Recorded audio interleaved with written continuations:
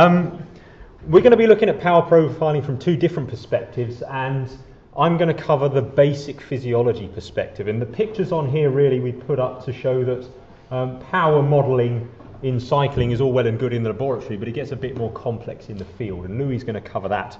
So I'm going to cover the simple bit, and so I'm going to spend some time talking about the basic physiology, first of the power duration relationship, and then the physiology of the power profile within a bout of exercise and the things we can glean from that. And I say the simple bit, it's not actually that simple at all. And we really need to start off by understanding the system we're working with, and this is the Wassermans gears profile of the cardiorespiratory system. So we have gears representing the lungs, the cardiovascular system, and the skeletal muscle, which is of course driven by the brain, and therefore that represents the neuromuscular system. And of course what we're talking about is power output. So we're going to start by essentially saying that the power is what's really driving this whole process. So the speed that this gear turns dictates the responses in the remainder of the system, but of course these other two gears may only be able to turn at a certain rate, and so there may be system limitations within that. But ultimately in the steady state, if you have a particular power, that will be associated with a particular energy demand, which will then, in the steady state, flow to a particular pulmonary oxygen uptake, and so that will flow through that system. And in that case, the pulmonary VO2 will directly represent the muscle O2 uptake, the muscle O2 consumption. And all steps in the series between can have an influence on that. But given that, we can then look at a basic relationship between power and oxygen uptake, and this is something that I'm sure all of you are familiar with, so I won't spend too much time on it. Simply to say that in a normal ramp test, which is what you see here, from baseline pedalling, so unloaded pedalling, we then see the VO2 response rise in response to the increase in power output until VO2 max is attained, where a plateau may or may not be observed. And between one place and the other, there are also important metabolic thresholds that you cross. One, the gas exchange or lactate threshold, and then we have the maximal steady state, which can be represented by the maximal lactate steady state, or perhaps the critical power. And we'll come on to talk about the latter in some detail later.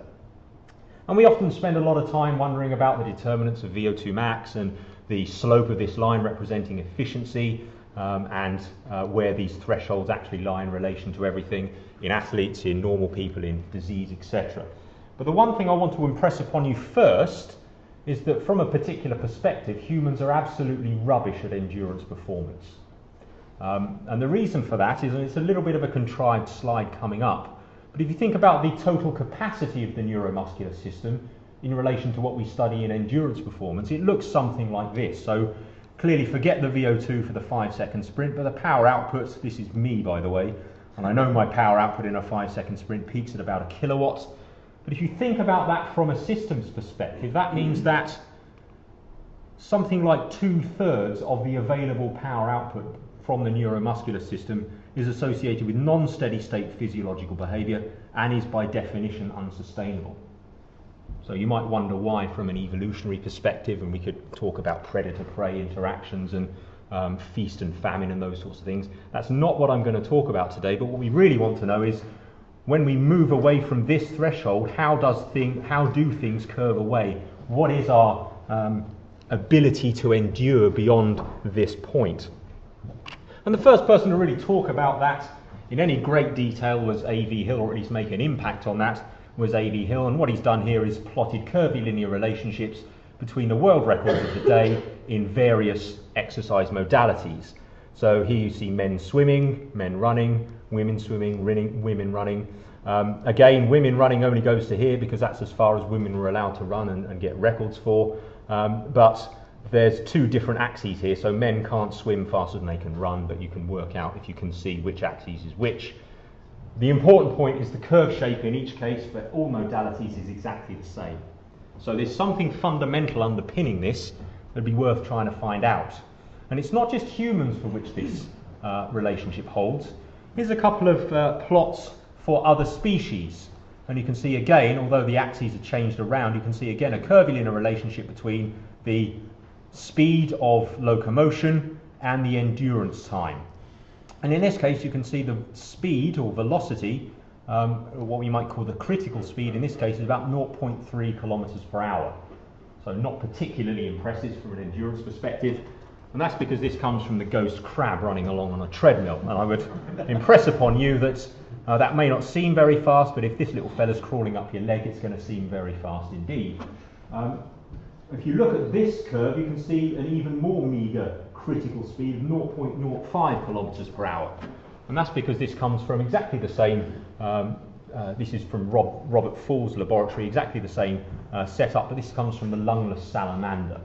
So that might tell you something about where this critical speed might sit in terms of the influence of aerobic metabolism. If you don't have lungs, you can have a very, very slow critical speed.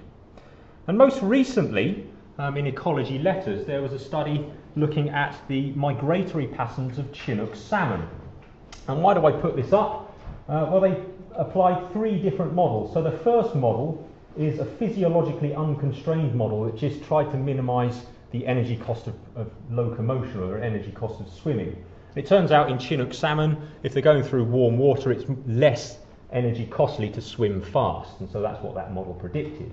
When you put in a power constraint model, which is similar to critical power, then you see a much slower migratory speed, still about 50 kilometers per day on average, but a slower speed. And then when you add in the energy cost of recovery and metabolism in order to provide carbohydrate from protein deamination, for example, that blunts it again. And the grey line underneath everything is the actual measured value from radio-tagged fish going up the Sacramento River. And then that's the initial 175 kilometres in a nice broad stream with fairly homogeneous flow. And then in rock pools in the upper Sacramento, the predictions diverge from the actual observations.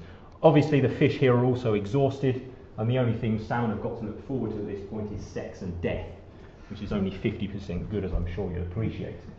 So these models don't just work in humans, they also work in animals too. So something again physiologically fundamental about them. But if we go back to humans, extra work was done on this some 40 years after A.V. Hill's initial researches, and what you see here is David Wilkie's plot of cycling time to exhaustion against power output. And you can see there's an asymptote here at around about 300 watts, and he applied an exponential model to these data. And in this exponential model you have E, which is the aerobic power, we have A, which is an anaerobic capacity, and then tau, which is 10 seconds here, is taken to account for the switch on time of oxygen uptake, so that you don't immediately switch on oxygen uptake, and that gives you a little bit of extra anaerobic work at the beginning of exercise. And the reason he was doing this was in 1959, the Royal Aeronautical Society asked him to look into whether or not it was possible for humans to power a plane and therefore have a human-powered flying machine.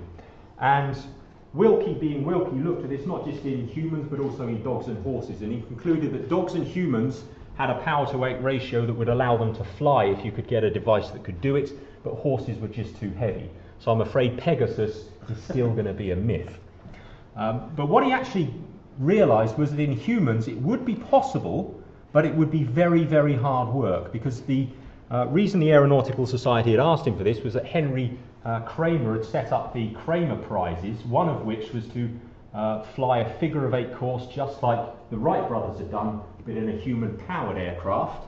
And Wilkie calculated this would require something over 300 watts to be able to perform this. And it was just a case of being A, building the machine in the first place, and B, finding somebody to fly it. And this was done some 17 years later with the Gossamer Condor and subsequently the Gossamer Albatross. Now this is Brian Allen, who's pedalling away in here. He broke both records. So one of the Keller Prizes was for the figure-of-8 1-mile course, which they did in the Mojave Desert, and then the Gossamer Albatross was flying from Folkestone across the channel to the other side of the channel, and he did that in 1979. Interestingly, this is probably the most extreme version of a time to exhaustion trial, because if you aren't pedaling with enough power, you are going to crash into the sea and you are likely to drown. And this was very difficult because obviously he's cycling in a plastic bag there. He's producing more than 300 watts, and it took him 2 hours and 49 minutes to cross the channel. He met headwinds about halfway through, and he was essentially pedalling away and he's staying fairly still, and he couldn't see land either side. So he was wondering whether he was going to make it. And then at the end, he did finally get across. And of course, he then has to land while he's completely exhausted. He had to turn it 90 degrees to then land onto a beach, because you can't just crash into a cliff at the end. So he managed to do that, and the physiologist who was working with him said, well, I calculated that you had about 2 hours and 50 minutes worth of power of those power outputs, and he did 2 hours and 49 minutes, so he should have been fine. But he was very, very hypohydrated at the end of that as well. He ran out of his 2-litre bottle of water pretty early on. So it is possible to do it, and made possible by an understanding of the power-duration relationship. And the most common form of power-duration relationship used today is the critical power model, and you see the 2-parameter critical power model here, with a W prime parameter representing the curvature of the power-duration relationship, and the critical power representing the power asymptote here, which is 250 watts. Now the W prime essentially represents a fixed amount of work that can be done above the critical power before task failure. So if, for example, you exercise at just over 400 watts in this case, then you'll last for about 110 seconds before exhaustion occurs. At 325 or 330 watts, then you're going to last just about 240 seconds before exhaustion. And then if you exercise at, say, 285 watts, you're going to last around about 400 seconds. The key point is that every single rectangle you see here has the same area, so the same amount of work is being done each time.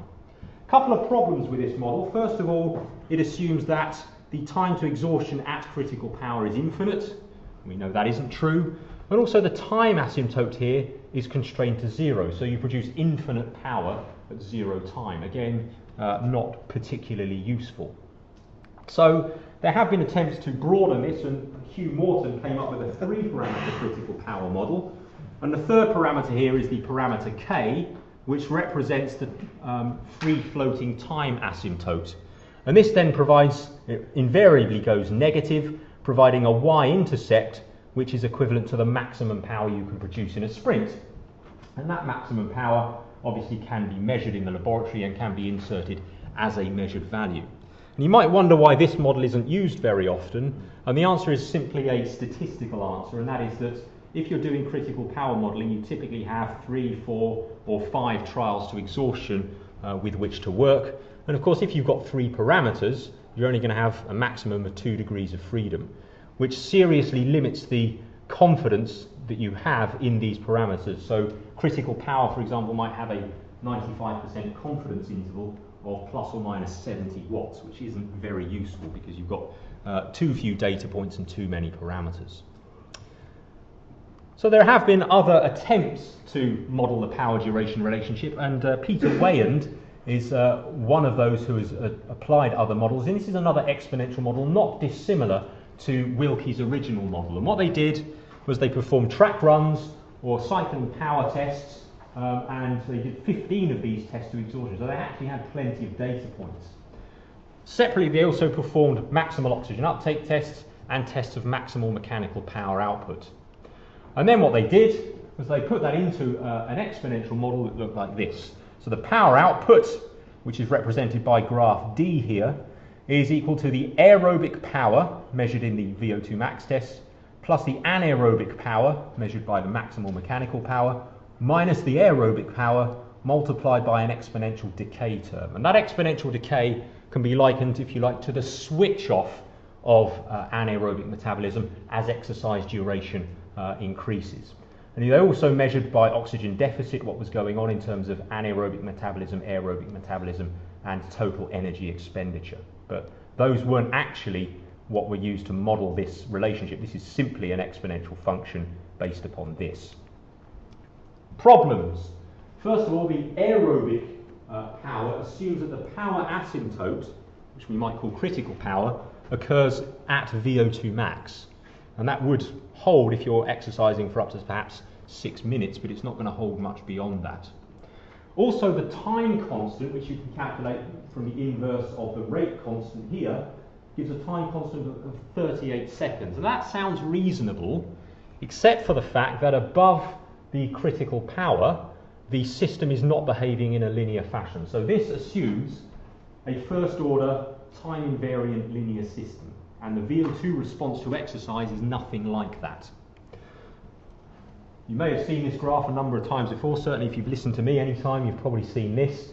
This is the oxygen uptake response to heavy intensity exercise. Now if this system was linear, you would expect from a baseline, you won't worry about the cardiodynamic component today, from baseline VO2 would rise exponentially, reaching a steady state, which is represented by this primary amplitude as we call it.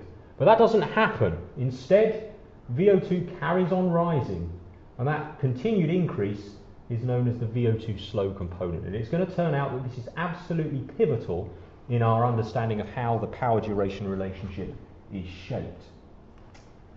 And this was first discovered, I suppose, by David Poole and colleagues working out of Brian Whipp's laboratory at UCLA. And they were looking at the power profile, or not the power profile, but the physiological profile which occurred in relation to the critical power. And what they did was they first established the critical power, and then they exercised their subjects for 24 minutes or to exhaustion, whichever came soonest, and they exercised at or 5% above the critical power. And what they found was that there were steady states in oxygen uptake and blood lactate at the critical power. And these days we wouldn't really be that interested in what's happening at the critical power, because you do get quite variable responses, we've since discovered. But if you exercise below the critical power, you do indeed see these steady states. Whereas above the critical power, no such steady state was evident, and VO2 carried on rising until VO2 max was attained, with exhaustion occurring soon thereafter. And so, above critical power, we have distinctly non-steady state responses. 10 years later, Andy Jones, working with David Poole, looked at the metabolic responses to knee extensor exercise below and above the critical power. And so, below the critical power, we see steady state PCR responses, so there's a small degradation as the adjustment to exercise is made, and then there's a steady state. Whereas above the critical power in the severe intensity exercise domain, we see the PCR response falling and continuing to fall until exhaustion ensues. And you might think, well, exhaustion's happened there, but you've still got plenty of PCR left in the muscle. So what's the problem? Well, there could be a problem, because this is the interrogation of a muscle mass which is about the size of a tennis ball, so it's not a particularly fine-grained analysis. And when you take homogeneous biopsy measurements, this is homogeneous biopsy measurements of 50% VO2 max and 80% VO2 max, and you can see after 6 minutes, for example, you get a similar reduction in PCR to that seen by Jones et al., although this is obviously measured in millimoles per kilogram dry weight. But when you look at it at a single fibre level, you can see that both slow twitch fibres and fast twitch fibres, you can see after 6 minutes, many of the fibres are very significantly depleted of phosphocreatine, and it's likely that this level of depletion is going to lead to peripheral fatigue and therefore require neuromuscular adjustments to deal with that fatigue. And so what we looked at a few years ago was whether or not peripheral fatigue below and above the critical torque could be differentiated. And what we showed was that below the critical torque there is peripheral fatigue. So critical torque does not, or critical power does not separate fatiguing and fatigueless tasks. It may simply separate different fatiguing and different fatiguing tasks. So we have peripheral fatigue, but it develops relatively slowly below the critical torque.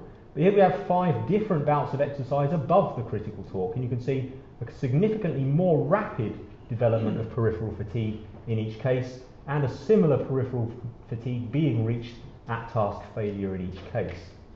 And it's even more interesting to plot these data as a rate of change, and when you do that, you can see that as you rise above the critical torque, which in this case is about 34% MVC, the rate at which peripheral fatigue occurs increases proportionately as you go above the critical torque. And if you back extrapolate this relationship, you cannot predict the fatigue occurring below the critical torque from measurements made above the critical torque, suggesting that there are distinct fatigue mechanisms occurring. And what might this mean for exercise above the critical torque or above the critical power? Well, that peripheral fatigue is going to reduce the force generating capacity of the recruited motor units. That's going to require neuromuscular adjustments to sustain the exercise. Those adjustments will have a metabolic cost, and because of the link between high energy phosphates through the phosphorylation potential and oxidative phosphorylation, you would expect VO2 to rise above the wholly aerobic steady state and carry on rising if peripheral fatigue develops progressively. And so what we see in terms of the VO2 response above the critical power, that's the kind of response we see. So here we see VO2 rising inexorably with time until VO2 max is attained, with exhaustion occurring soon thereafter. And what this means for those previous exponential models, assuming the asymptote for power occurred at VO2 max, well, the existence of the slow component means that the critical power asymptote does not occur at VO2 max, even though VO2 max can be attained. Instead, above the critical power, the slow component drives the VO2 to the VO2 max, and it will drive it there faster the higher the power output above the VO2 max. In other words, the steeper is the trajectory of that slow component. You can see that happening there. And exhaustion will occur soon after VO2 max is attained, and so as a consequence, the curvature constant parameter, W prime, which you see here, is very heavily influenced by the behaviour of VO2 and is essentially driven by the interaction of substrate level phosphorylation, VO2 max and the VO2 slow component. Change these things and it will change the VO2 response, and you can change the W prime, change the VO2 max, you can change critical power and W prime, and also substrate level phosphorylation. So it is pivotal in our understanding of how these power profiles are generated. So that's critical power kind of taken care of. But there are other ways and means of determining the power duration relationship, and this is something that I know Louis Passfield has been working on with Sarah Coakley, and this is quite interesting because the nonlinear power duration relationship can be characterized in various ways and several different options. I mean, you have exponentials, you have hyperbolic functions, and the rectangular hyperbola is a problem because you need to have some kind of parameter to represent each asymptote and also the degree of curvature. But the earliest characterization of the relationship between speed and duration, and by extension power and duration, was by Kennelly in 1906. And what he did was he applied power law functions. Now you probably can't see this, but he applied power law functions to the records of the day from horses and humans and found that they all fit on a power law function. In other words, with a log-log plot, you could apply a power law and the line would fit through those data points. And a power law function looks like this. So you have y, which would be speed, x would be duration, and then you have a proportionality constant linking y to x, and then the exponent alpha in this case represents the slope of the line. So in this case, you only need one free floating parameter, as it were, in order to characterize this entire relationship. That means you don't have any asymptotes in this model because you know the next data point along the line is going to be slightly lower than the one that came before it. So you don't have to worry about attributing physiological significance to these asymptotes. And power law functions are also scale invariant, which means they potentially fit an enormous range, several orders of magnitude of power data. And for that reason, they've got very wide application in science generally. So earthquake magnitude and earthquake frequency fits along a power law. Also the time-dependent structure of popular music, funnily enough, sits on a power law as well, and all sorts of other interesting stuff like that. So it would be very nice if the power duration relationship behaved similarly. And recently it has been shown that the endurance world records sit nicely along a power law function with an exponent of 0.07. And you can see it fits very nicely from 1,000 meters up to the marathon. So far so good, and here's the log-log plot for those data. Bit of a problem though. When you look at the whole curve, then you get a few, I wouldn't say iffy bits, but some of these data points sit significantly off the line, which means, or perhaps points to, if there are power law functions in here, there may be more than one. In fact, there may be several, all with different exponents, but nevertheless those exponents themselves might have some physiological significance. We don't know what physiological significance so far because nobody's actually studied it. But if we think for a moment about the power duration relationship, exponential models seem to be accurate, but the parameters involved in them don't seem to be necessarily physiologically justifiable. The two-parameter critical power model has a power asymptote that has a reasonable physiological basis, but the time asymptote particularly, and the W prime also, the physiological bases of these are sketchy.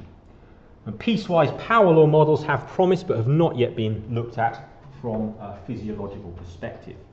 But that physiological perspective could look something like this. Here we have the exercise intensity domains approach to looking at exercise intensity. So we have moderate exercise below the lactate threshold, heavy exercise between the lactate threshold and the critical power, and severe exercise above the critical power. There's also another one called extreme exercise, which is where you're exercising so hard you can't attain VO2 max before exhaustion. We won't go into that. My proposal today is that if we want to go beyond the critical power model, perhaps one approach would be to look at trying to relate power laws to this exercise intensity domains model. In other words, there could be a power law function representing heavy exercise, one representing moderate exercise, and perhaps one representing severe intensity exercise. Maybe, I don't know, but that's a possibility. We're going to go back to critical power now and think about exercise occurring in single bouts and what we can glean from the power profiles therein. And this is where my first PhD student, the incomparable Annie van Hatterlo, did a really good job looking at alternative methods of looking at the critical power. And what we did, we decided there were various ways we could do it, but the first thing we thought of was, why don't we do all-out exercise for as long as we possibly can, see if we end up with critical power. I won't go into why that is necessarily, but at the University of Brighton they've done a lot of 90-second all-out sprints to try and assess VO2 max. That goes all the way back to Peter Keen's days, and then Jeanne Derkel and Helen Carter were involved in that. And we thought, well, what if we extended that for another 90 seconds? So in the end, we decided 3 minutes would probably be enough time to be able to see whether or not critical power would be attained in all-out exercise. So here I am. This is down in Exeter. This is Jamie Blackwell, one of Andy's colleagues, just setting me up ready to do a 3-minute all-out test, so I'm warming up and explaining to them what I'm about to suffer.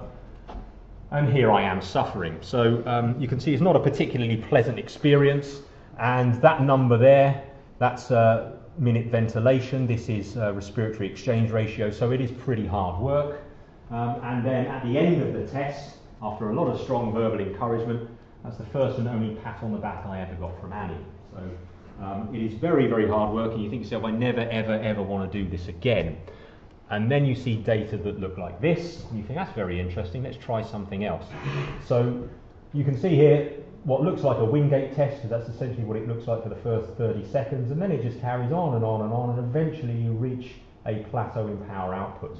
Now there's some debate as to whether this occurs at critical power, but initially what we showed was that this power went below the power output associated with power output at the end of a ramp, but above the gas exchange threshold. In fact, it was roughly where you'd expect the maximal lactate steady state or critical power to be. We were very excited by that, so we then did another study where we actually measured independently the critical power and then compared it to the end test power, we called it, when we measured it in the last 30 seconds. And here we have a cyclist who's a lot fitter than I am, and you can see again similar pattern, so peak and then dropping away to a plateau. And that plateau, the end test power in this case was 316 watts, and the critical power in this participant was 317 watts. So very good agreement between them. And across all 10 subjects that we had in this study, 8 of those 10, the end test power was within 5 watts of the critical power.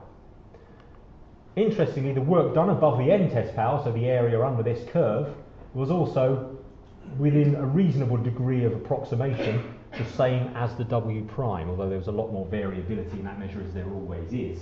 And so we're quite excited about the fact that if you drive the muscle as hard as you can voluntarily, then the power profile faithfully represents, or at least approximately represents, what you would expect to see from the power duration relationship. In other words, you could assess the power duration relationship in a single 3-minute all-out test.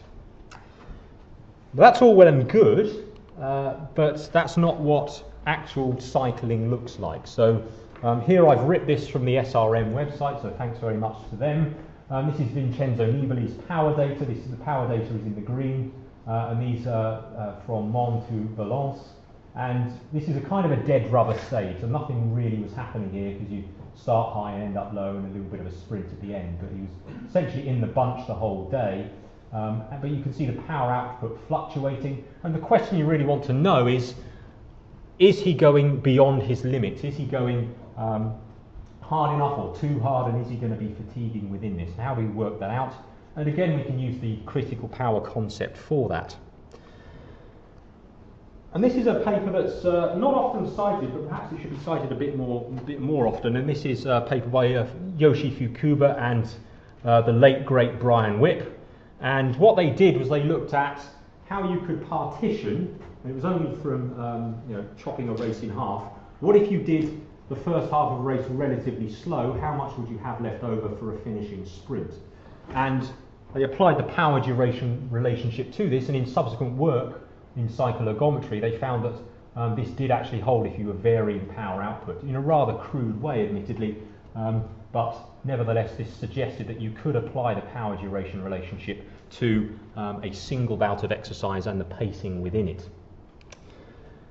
And Andy, working with Whereupon and Chinook, had a look at this sort of concept, but looking at exhaustive exercise followed by recovery in relation to the power duration relationship.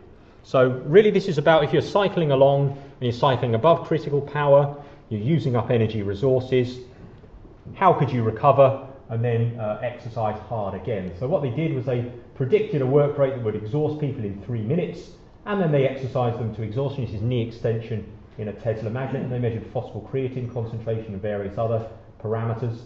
And at exhaustion, they then changed the work rate. They either reduced the work rate but kept it above critical power, or they reduced the work rate to 10% below critical power, or they reduced the work rate entirely to rest.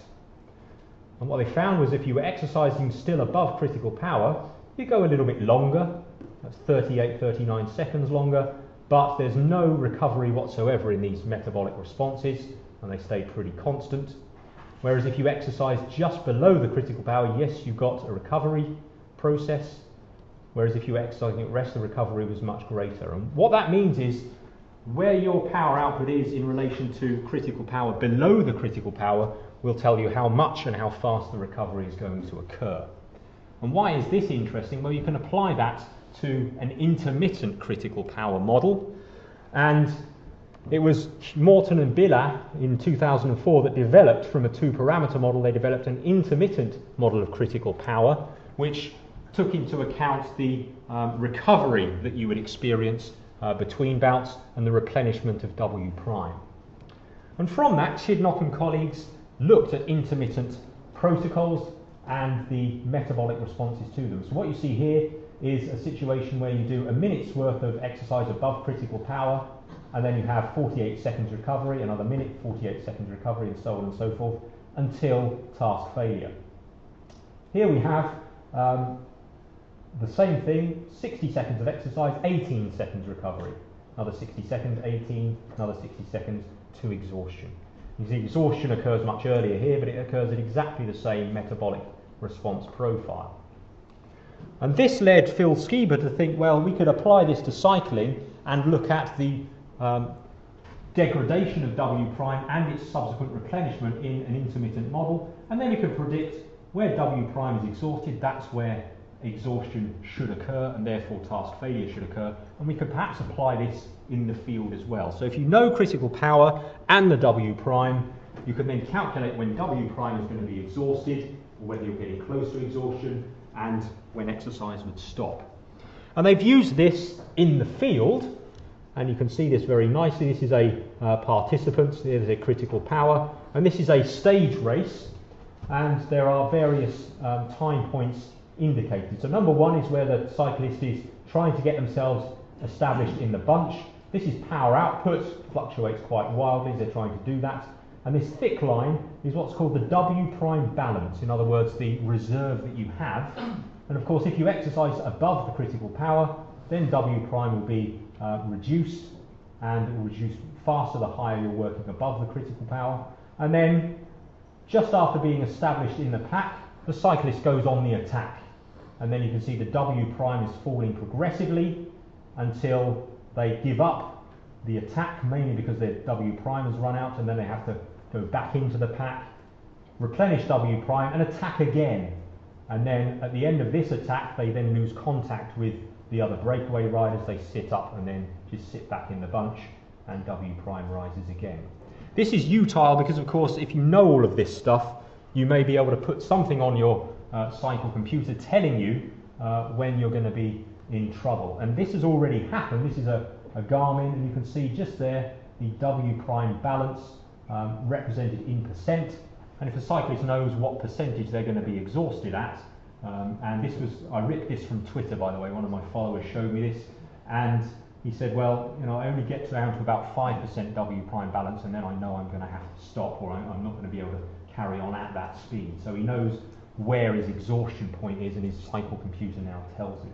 So all from the critical power model. What about the future? Well, we talked about the general power profile. One thing I'm really excited in, and those of you in the physiology session earlier, this will come as no surprise, is analysing the information that we can get from the fluctuations in power output during an exercise bout. So here we see a ramp test with pedal force and therefore power measurements and the fluctuations therein. But also these are data from Ross Tucker, and you can see, although there's not a great fidelity in terms of power output, you see there are fluctuations, and there's a band of power there. So power is not constant during a time trial, because you have a finishing sprint or an end spurt, but within the time trial itself there are also power fluctuations. Do these contain any information that's useful to us? I think the answer to that is yes, because if you look at the classical fatigue literature, as the muscle fatigues, here we have a ramp and then hold contraction. This is the first contraction in an exhaustive sequence. This is the last one. This is about 7 minutes later. And you can see the variability is much higher in this contraction than this one. Now that's the amplitude of variability. That's telling you that things are getting tough. But it's not just the amplitude we're interested in. We can also look at the structure of that variability, because although the variability increases, the complexity, in other words the structure, decreases. And what we see here are two intermittent contractions, one in the first minute of a time to task failure trial and one in the last minute. And all of these metrics represent complexity, so what the structure of that time series is like. And if there's less structure in the time series, there's less complexity, and you get a more a smoother pattern, if you like, and possibly mode locking as well. And so what you see is APN, the approximate entropy value, goes down from 0.99 to 0.30 at task failure. Sample entropy does the same thing. The DFA alpha value goes up, which is what you would expect for a signal getting less complex. Why is this of any interest to us? Well, what Jamie Pethick showed earlier on was that these responses occur exclusively above the critical torque, and analogously the critical power, although this has not been studied in any form in cycling yet. So we're very excited about what this could mean in terms of exercise tolerance and the sort of signals you could get from devices that you're now putting on bikes and in other contexts as well. So that's enough of my yakking, essentially. But what I would like to say is this is where it all began for me. This is Bishop Carey Laboratories in Brighton. These are now private homes, but I did my PhD in this room. This is G1. You'll probably also know a few characters within this slide. This is Chris Boardman. This is Chris Shanbrook, who was a psychologist, still is a psychologist, but he's no longer at Brighton now. You'll know this guy. This is Andy Jones, Avec Hare. And then we have Peter Keane, who set up the world-class performance plan for British cycling and went on to bigger and better things thereafter. And what they're doing here is profiling Chris Boardman's power outputs and his physiology for an assault on the hour record in 1993.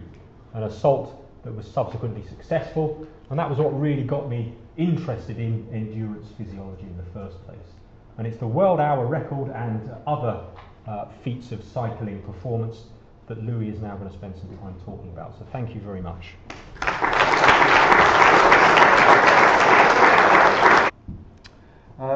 So as both Sam in his introduction and Mark have already introduced, one of the great things about cycling, and apart from the joy of riding a bike itself, one of the things that's attracted me to cycling as a scientist is the ease with which we can take measurements and we can start to calculate things to do with sports performance and training. My common claim, which no one has yet contradicted me on, is that I was the first person to bring power measurement devices into the UK back in around about 1992. So I think Boardman did actually use a power meter occasionally as part of his preparation for the first hour record attempt that he made. He certainly did for the second one, because actually subsequently I was able to publish a paper with Dave Bassett and Chet Kyle, where we actually looked at modelling the hour record. And essentially what we did was look at the development of the hour record over the duration to that time, and noted that the rapid increase in performances in recent years. And essentially we were interested to speculate how much of that acute increase in performance was due to technical innovations, and how much of it was due to increases in physical performance. In addition to that, we were interested to know exactly what the demand of the hour record was, because in these days, field measurements, if they were made at all, were entirely based by heart rate. So we had no idea really of how measures in the lab translated into the field. And subsequently what we did was work out approximate models for the power requirement for riding in the different positions in which the hour record had been set, and then use those to look at the evolution of the hour record now from a power output and speed point of view, rather than just the speed alone. And interestingly, although it looks like I've set that up just to show a contrast between subsequent hour records, actually what that's showing you is that the colours in the bold figures are where the speed or the hour record distance has increased, but the performance, the athletic performance required to do that hasn't. So every other record attempt up until the point at which those positions were outlawed and released to that paper, every other record was set by a technical innovation as opposed to an improvement in athletic performance.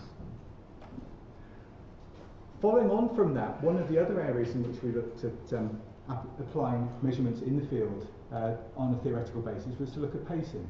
And by this point, I think it was reasonably well established, I think probably by Dave Swain quite a few years prior to that, that if you varied your effort during a race according to the conditions that you were racing in, you could perform better. But what hadn't been done at that point was to use an up-to-date model of cycling which reflected the actual power requirements to estimate what kind of time saving could be made. So we knew that it was possible to save time potentially by altering your pacing strategy, but we weren't quite sure what sort of difference could be made. So we picked a paper that Asker Jukendrup and Dave Martin had published, a review paper, where they'd discussed some aspects of cycling performance. And we used that model, but to vary the pace and see what implications it had. The model itself is, although it looks a little daunting, is actually quite simple. It's a straightforward linear model of equation in cycling. And essentially what we did was have different terrains on the course, so uphill and downhill, but also with different wind directions as well, so that the theoretical rider met either a headwind or a tailwind on different sections of the race, and then varied the power output accordingly in order that they worked harder on the slower parts of the course. And as I'm sure you're all well aware, as a consequence of doing that, it's possible to save time. And in that particular model, we found that by varying power output, this theoretical rider was able to save up to 31 seconds over holding a constant power output across the entire race. Subsequently, I was very pleased to be involved in the PhD of Patrick Kangley back at the University of Brighton. who went on to develop for his PhD a very complicated model of cycling. And what Patrick essentially attempted to do was to integrate all of the components of a bicycle and a rider into a mathematical model. So using MATLAB, he essentially transposed the whole of the bike and the rider into the computer so that it was possible to actually run a dynamic simulation of someone riding along on a bicycle over any course that you care to specify. And then go in and change any aspect of that model, because of course this is now a cyclist in a computer rather than just a fixed entity. So with Patrick's model, he can change the force profile of the power output on the pedals, he can take out a wheel, put in a different wheel, and of course change various aspects of the course itself. As part of the research that he then went on to do was to again look at the pacing strategy, but this time actually to use this dynamic model now in the field. So he was able to link it to a computer that cyclists had in front of them whilst they rode a time trial, and so they were then being instructed on how to ride during the race itself. And in this case, this is a schematic of the race profile. So here we have the time of the race along this axis here, the power output for that race as well, and then the solid line represents the power output that the rider produced, and the dotted line is the profile of the course that they were riding over for the duration of this race. And you can see essentially that what the riders were being asked to do was to increase their power output as the course rose on the hills, decrease their power output on the descents. So you've got an increase in power output again as you go uphill, a decrease as you go downhill, and so on through the course, in order to optimise the time of the rider. And in this way, he was able to verify that the theoretical models that have been developed previously actually work in the field when used with a dynamic mathematical model as well. So if you like, that's now reasonably well established stuff. The model itself is quite complicated in terms of the detail involved in that. But these are all things that are now fairly well understood and used quite regularly in high performance sport. The bit that I'm particularly interested though, and the observation that I'll pursue for the last part of my presentation, is the fact that we have this model of cycling and performance, but at the moment we don't know how to train it, to integrate the physical conditioning processes into that mathematical model. And in essence, the conundrum we face is this: we've got an input, which would be can I go back on your clip or not? Yes, do. I just did. There we go. I can. We have an input, which is the training session itself. We have an output, which will be the effect of training or performance. But the bit that links these two is still relatively unknown. From a metabolic point of view, we can look at gene expression, we can talk about physiological adaptations, but actually to talk about the processes that go on here in terms of the input and how we quantify them and how those inputs are linked to the output is something that we really still know very little about. Although I'm going to be very interested to hear Stephen Siler's talk on Friday morning here, where he will talk a little bit about how changing the structure of training might have a bearing upon that. In essence then, what we're faced with is a situation where the training process is a black box technology. If I asked you what training I would be required to perform in order to race at a certain level, you wouldn't be able to just specify a program from an objective or scientific basis. So we can't, if you like, model performance from training. And certainly what we can't do is say we'll specify that performance and then simply calculate the training that's required. And if you've heard me talk before, you may well know one of my preferred introductions is to say what motivated me to come into sports science was I wanted to become a top bike rider. And I thought that by studying sports science, I would learn all of the lessons that were required in order to be able to do exactly this. My naive perspective was that I'd be able to say, I'll be able to draw up a spreadsheet by the time I finish my degree program, write out the formula required to link these two things together, and then conduct that training and win the Tour de France. Actually, of course, it's far more complicated than that. And it's taken me the last 20 or so years to realise that and to start to try and get to grips with it. The main problem really, or the main challenge, is how we make sense of the data that we can get if we're to make any progress in this area. So here's an example of an elite endurance rider's training session. We've simply got time along the x-axis here, so it's just over a 4-hour training session, and power output on the y-axis. And so you can see from some of the periods of reasonably high intensity work here, this is someone that's reasonably fit and able to sustain reasonable blocks of high power output for a period of time. The questions though are, well, if that's the training session he conducted, how do we know that was effective? How do we know he made the most of the time available? Can we optimize that? What should we do to improve what's done? So the first key aspect of this, of interrogating this data, is to know what characteristics are important for training. How do we describe that session? And then, if we're going to build a training program, how do we model those characteristics into a training program itself? What I'll do now is I'll just give you a few observations from the field from working with cyclists about some fairly obvious ways of going about this that don't necessarily help. So one of the things that I did was with James Hopker was we looked at some of the training data that he'd gathered for a study that he'd conducted. It was observations on riders over a period of time. Sorry, that's the wrong data set, but the principle's the same.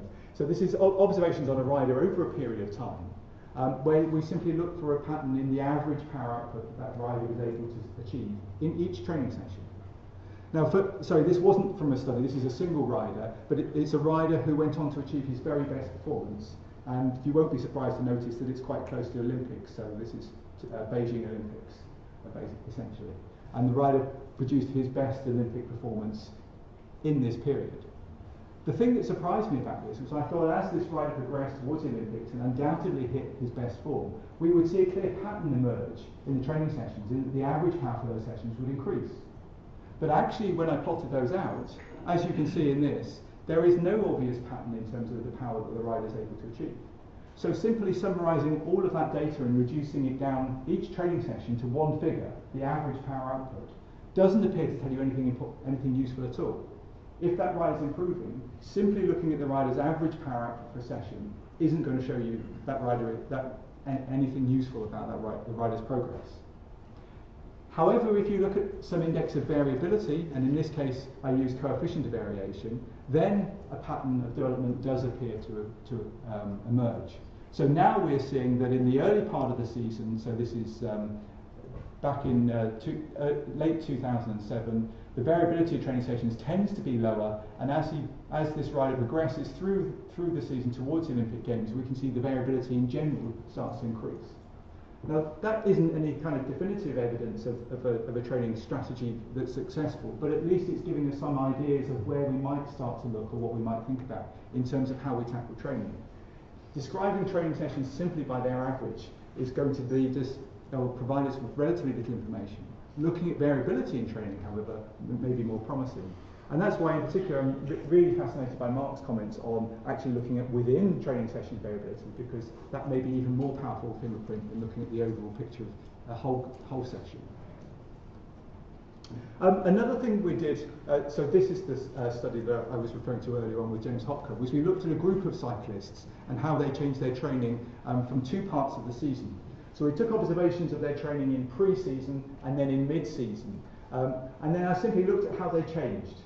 And what we have here are different training zones. So an easy intensity is zone 1, maximal training is zone 6, and looked at how the time spent in those zones changed when these riders moved from pre to mid-season. These were all competitive cyclists. Some were at a national/international level, although they were quite mixed in their ability within that, but all serious competitive cyclists. But you can see the overall pattern here, and when it first came out, it quite surprised me.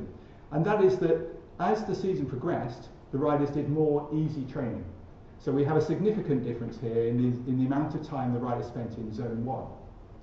The classic endurance training that you'd expect of road riders, the volume of training they completed actually fell. So in this situation, we're seeing that training in zones 2 and 3 was actually significantly lower mid-season compared with what they did pre-season. By contrast, though, what happened was their high-intensity training had actually increased. This is simply an observation study. There was no manipulation involved or deliberate intervention. The riders weren't specifically told that this evaluation was going to take place. So again, it's not something we can necessarily read or infer too much from, but it was an interesting pattern. And of course, subsequently people started to talk about polarised training and the potential impact that that has. And here we see evidence that actually this is what the riders appear to have evolved, or the people guiding their programs had already deduced, simply through trial and error, experience and intuition.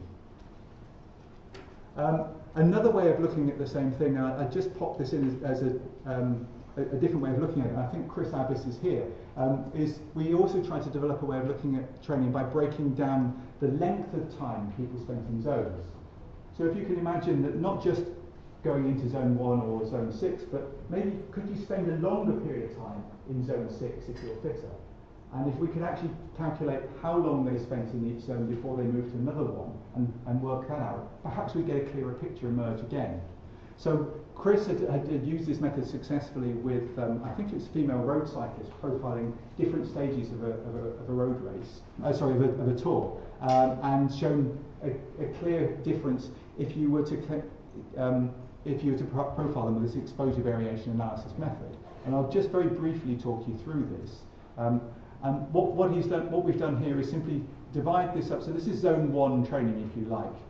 Here in the descriptors we've used Coggan's zones, so it's approximately zone 1. Then we have the time spent in zone 2 alongside it. Now the different columns that you're seeing going this way are the length of time spent. So this is where the effort in that zone is less than 5 seconds. The next one is less than 10 seconds. Then the white bars here are 20 seconds, 40 seconds, 80 seconds, and long efforts that are over 80 seconds. And so we can build up a picture of the whole training session in this way, or the whole training period in this particular case. So this is the pre-competition phase, and that's what the overall distribution of training looks like for that whole pre-competition phase. And then we can go on to the post-competition phase, and then we can flick back and forth between them. So this way, but it just about works. So that you can get a feel for how the overall distribution of training changed. And actually, with this particular analysis, what we found was that there's a lot of extra information there, but it didn't provide anything useful. And certainly from a statistical point of view, we weren't able to get a resolution to really pick out any meaningful changes, even though you could actually look now at how much time they spent in zone 5 with efforts of between 40 and 80 seconds. We weren't able to use that to meaningfully pick out any differences in training strategy. So potentially an interesting method, but more work needs to be done there. So now we're back to, well, do these intensities make sense? And this is something that now particularly interests or intrigues me moving forwards. When we're setting our training intensities, how do we do that? So, for example, if we're trying to quantify this training, my example training session, and we're trying to break that session down into different zones, is this an appropriate zone to use?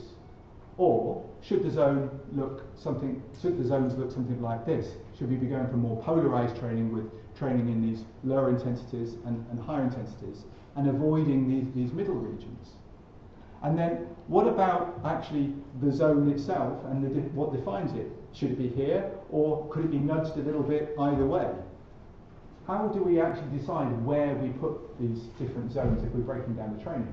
So if we're spending this time trying to analyse where riders are training and what the effects of it are, shouldn't we get the defining regions of these training zones or intensities correct?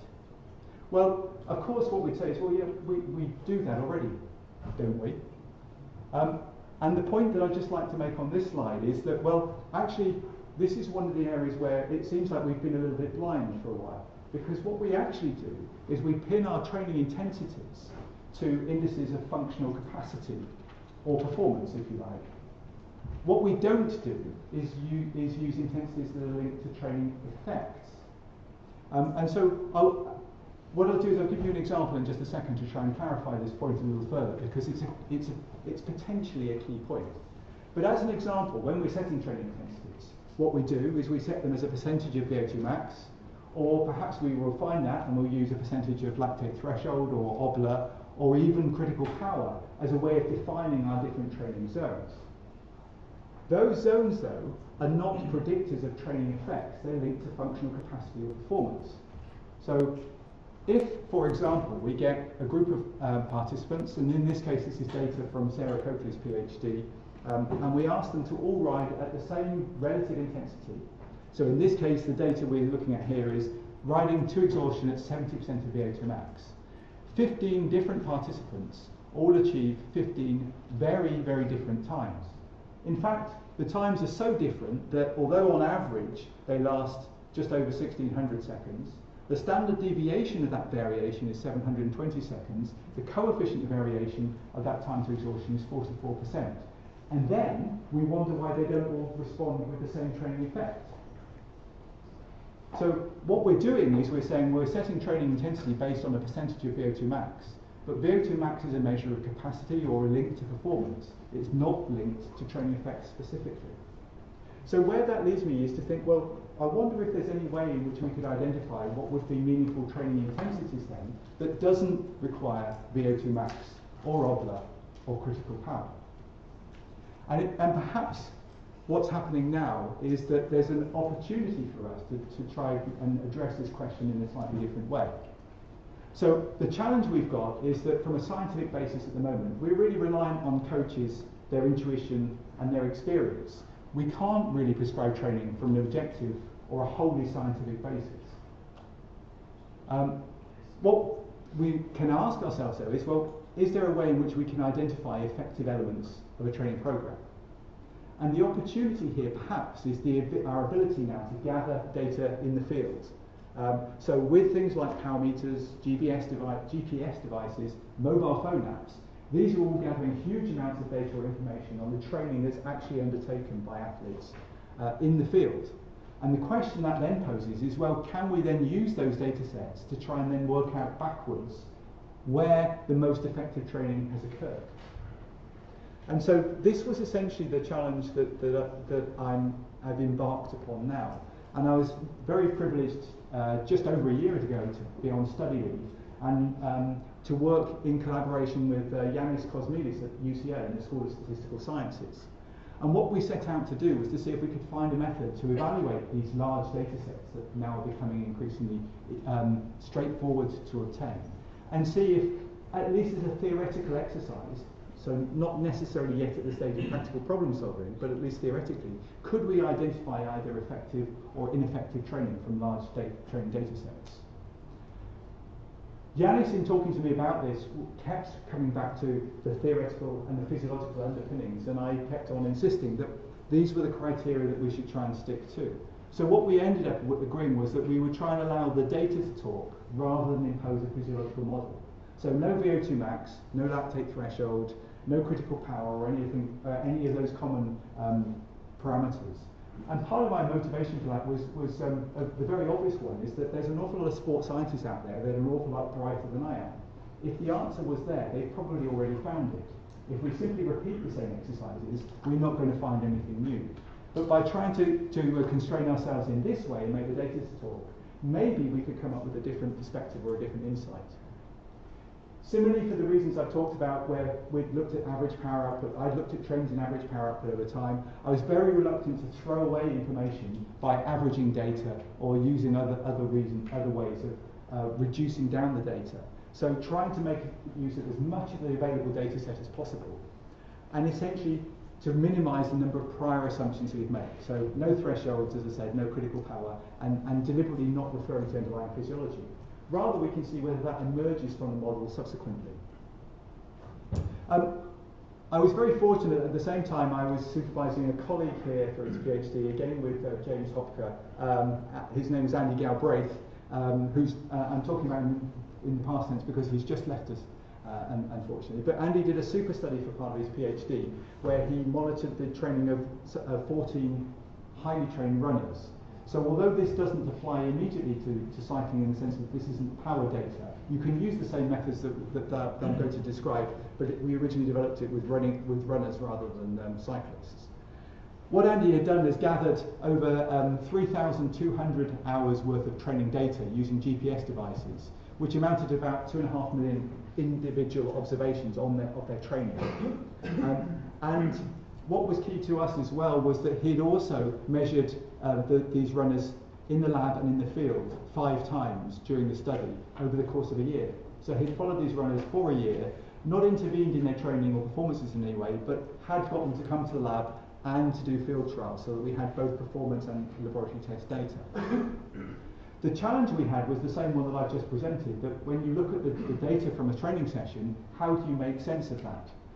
And so what we did was managed to come up with an idea of developing a training distribution profile and a training density profile, and I'll show you that in just 1 second. If you're interested in the underlying studies, the references at the bottom there, and just contact me, I'm happy to supply those to you. So the training distribution profile we developed looks like this figure at the bottom. So the underlying training session is at the top here, and we have 2 example sessions. This one is a fairly continuous speed run, and this one, as you can see, is a series of structured intervals. There are 10 intervals in total. Essentially what we've done is chopped up that training session into all its individual observations, and then looked at how that data is distributed across the different training speeds. And so you end up with a nice smooth curve like this, which is very easy to fit a mathematical function to. So when it comes to modelling training, we can describe these curves in a very straightforward way, which is not at all possible for these much more complex and sort of partially chaotic curves that we're looking at here. So when it comes to modelling training or describing training, we're using all of the data, but in a much more simplified form. Then what we're able to do is to use it to visualise all of the training sessions that have been done. So for one of the runners, you can see these training distribution profiles that we were looking at on the last slide, now plotted for each quarter of the year. So this is 3 months worth of training, and you're looking at all of that training in one go. Similarly here, this is the next 3 months, the next 3 months, and so on. So on one side of this plot, you're looking at a whole year's training simultaneously. So one of the things that we were immediately very excited about was the fact that here's a way of visualising large amounts of training in a relatively straightforward way. And that's something I'm sure you can appreciate from the individual training sessions would be very difficult to do. If you try to overlay individual training sessions, you would just end up with a horrible mess or noise. This way you could see a little more clearly what was going on. On the left-hand side, what we did was take the derivative of this curve. So it's essentially mathematically exactly the same curve. But now what we're looking at here is the speed of training along this axis here, and the amount of time spent at those speeds on this axis here. So it's like, that's why we're calling it a training density profile. So you can see each individual session again, and you can see that where they're spending their time in training. So again, in one quick look, you're able to sum up quite nicely in a subjective manner where the training time is being spent, at what speeds, and how much they're doing.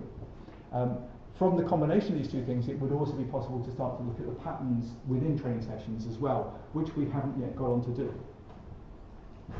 If I move on to cycling for just 1 second, because this was supposed to be a talk on cycling power output, what I can say is if we were to look at a training session like this, it would translate, when you chop it up and replot it as a training density profile, into something a little like this. This isn't actually exactly the same session, but this is an example one. And again, the advantages of doing this are that if you were to look at multiple training sessions, so here's a data set from a rider that we've got just under half a year's worth of training. That amounted to 600,000 separate observations in that half year of training. So again, you're dealing with large amounts of data, but it would be possible to convert that so we're looking at individual curves for each session. I haven't plotted them all here because it would get a little bit noisy, but it enables you to start to see where the time is being spent, and now we've got power output on the x-axis here rather than running speed, and we've got the distribution or the amount of time spent in training on the y-axis. So you can see the impact of all that freewheeling in training in terms of the amount of time spent at 0, and then where the peaks are occurring, the most time spent in training for each of these separate training sessions. If you're using this as a coaching device or as a monitoring tool, then what you could also do is overlay your template or desired training on top of that. So this could be something where the rider is either looking at that template in front of them as they're training, or the coach is looking at this subsequent to the training session to see whether the rider has achieved what was set out. So for example, if the black line is the template, then this lighter brown curve here quite clearly falls short of the desired training, whereas this one here immediately stands out as being in excess of what was anticipated or planned. So what we've been able to show then is that by chopping up the data and plotting it as a training distribution or a training density profile, it makes it possible to visualize and also to potentially to analyze that data. The last bit then is about whether we can actually use it to identify effective training intensities. And so for my last couple of slides, I'll just return back to the running study that I talked about before, because that's where we've done the initial pilot work. What we did was we analysed those training density curves.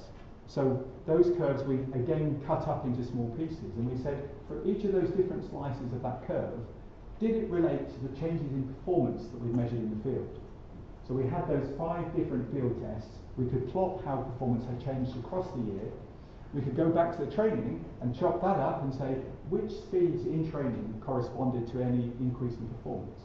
And for this particular cohort of runners that Andy studied for his training study, we were able to find a significant relationship between the training time spent at between 5.3 and 5.7 meters per second and their changes in performance. So in other words, those runners that improved the most spent more time training in this band of speeds here. So if you like, for the first time, what we're able to do is to identify which training was effective for those runners. Now, the obvious caveat that you need to make there is that that's a retrospective look at their data, so it doesn't mean that we can immediately devise an intervention that will work perfectly, because that works for those runners under those circumstances. But it does mean that we're finding the training sessions that were most effective retrospectively, which is potentially a first step towards what I was talking about at the beginning. In the way that we modelled it, we were also able to forecast the improvement in performance from training at those intensities. Because we modelled it, we could say, well, if you spend this amount of time training in that speed zone there, bless you, then you'll improve by this much in your race performance. So we're actually able to, if you like, meter out or dose response to the training as a consequence. But importantly, and sorry, I skipped a point, so I'm just going back to it. When we looked at the VO2 max and obla of our runners and tried to relate the training intensities to those, we couldn't do it. There was no correspondence between these speeds and VO2 max or obla. Around 50% of the time it might coincide with the runners' benchmark figures, and the other half didn't correspond at all. So in other words, if we were trying to predict these speeds based upon lab measurements, we wouldn't have been able to do it. So to conclude then, what we were able to draw from this is, well, yes, it is possible to use large data sets if you can find the right way of crunching up that data, and we're suggesting that something like this may be a useful tool, both in terms of visualizing and also analyzing the data. And I've also showed you that it's possible to do that with continuous data, whether it's power output, speed, and at the moment Yanis is also working on heart rate analysis as well with one of the EIS, one of the teams we're working with there too.